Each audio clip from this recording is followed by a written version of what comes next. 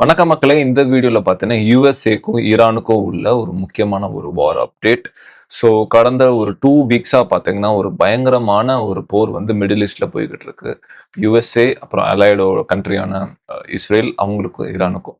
So இதோட காரணமா என்ன சொல்றாங்கன்னா, ஈரான் வந்து நியூக்ளியர் ஆர்சனல் வந்து டெவலப் பண்றாங்க. நியூக்ளியர் வெப்பன் என்ரிச் யுரேனியம் வச்சு நியூக்ளியர் வெப்பன வந்து ரெடி பண்றாங்க. அதுவும் இல்லாம வந்து உள்நாட்டிலேயே வந்து அவங்க நெறைய பிரச்சனைகள ஏற்படுத்துறாங்க. லைக் சொந்த மக்களே ஆல்மோஸ்ட் 20,000 பேருக்கு மேல வந்து கொன்றுருக்காங்க. அந்த புரொட்டஸ்ட்ட வந்து தடுக்கிறங்கிற பேர்ல ரொம்ப ஒரு ரோக் நேஷனா இருக்குன்னு நெறைய காரணங்கள அடுக்கிட்டு, ட்ரம்ப் வந்து கடந்த பிப்ரவரி மாசம் 28ஆம் தேதி இந்த தாக்குதல ஆரம்பிச்சாரு.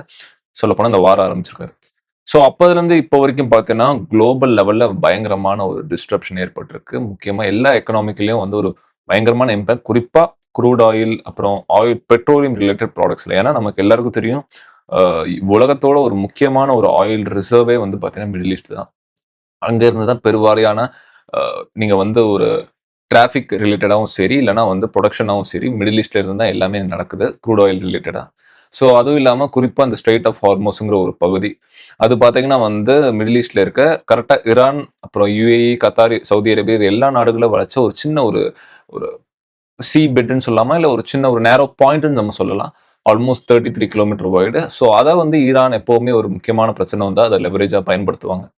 ஸோ அந்த மாரி பயன்படுத்தி நெறைய ஆயில் ஷிப்ஸ வந்து டிஸ்டர்ப் பண்ணியிருக்காங்க. அந்த குளோபல் சப்ளைல ஒரு பெரிய ஒரு ப்ராப்ளம் ஏற்பட்டிருக்கு. அதுவும் இல்லாம க்ரூட் ஆயில் பிரைஸ் பார்த்தீங்கன்னா, கடந்த 3 வாரத்துல வார் நடந்ததுலேருந்து இப்போ வரைக்கும் ஆல்மோஸ்ட் 40% ஏறியிருக்கு.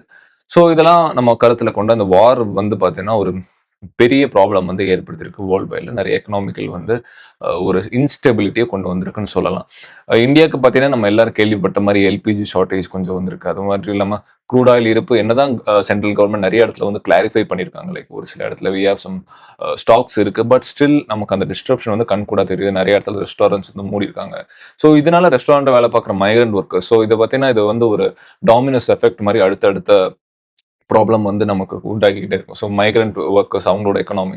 ஸோ அவங்க மறுபடியும் வந்து அவங்களோட பிளேஸஸ் போவாங்க. ஸோ இது sometimes it depends on the war. Like இது எவ்வளோ காலங்கள் இருக்கும்னு நமக்கு தெரியாது. ஏன்னா, அது இன்னைக்கு முடிஞ்சாலே இதோட நம்ம நார்மல் நிலைமைக்கு வரதுக்கு சில மாதங்கள் ஆகும். ஸோ அது இன்னும் முடியவே இல்ல. ஸோ இது வந்து பார்த்தீங்கன்னா, ஒரு பெரிய ஒரு விஷயத்த நோக்கி தான் போய்க்கிட்டு இருக்குன்னு நெனைக்கிறேன். ஸோ தாக்குதல பொறுத்தவரைக்கும் அமெரிக்கா வந்து இப்போ வரைக்கும் எந்த ஒரு இதுலயும் பின்வாங்கல. ஸோ இது ஒருவேளை அடுத்த கட்டமா எது நியூக்ளியர் நோக்கி போவாங்களா?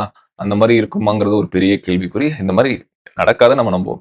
ஸோ அமெரிக்கா நெனச்சது என்னன்னா, நம்ம அயத்துல்லா கமேனி ஈரானோட முந்தைய ஒரு சுப்ரீம் லீடர் அவர கொன்னுட்டா நம்ம எல்லாமே நிப்பாட்டிடலாம். வார் வந்து முடிஞ்சிருங்கிற ஒரு தப்பு கணக்கு போட்டாங்கன்னு நெனைக்கிறேன். யுஎஸ்ஏவா இருக்கட்டும், இஸ்ரேலாவா இருக்கட்டும். பட் அவங்க நெனச்ச மாரி அது நடக்கல. ஸோ ஸ்டில் அந்த ஆன்கோயிங் வார். ஸோ அந்த வார் வந்து இன்னும் போய்க்கிட்டு தான் இருக்கு. ஸோ அடுத்த வர வீடியோஸ்ல வந்து நான் இன்னும் சில முக்கியமான அப்டேட்ஸ பத்தி பேசலாம். ஸோ இப்போ வந்து ஓவர்லேவா நம்ம யுஎஸ்ஏ, ஈரானுக்கு என்ன நடக்குதுங்கிறத பார்த்தோம்.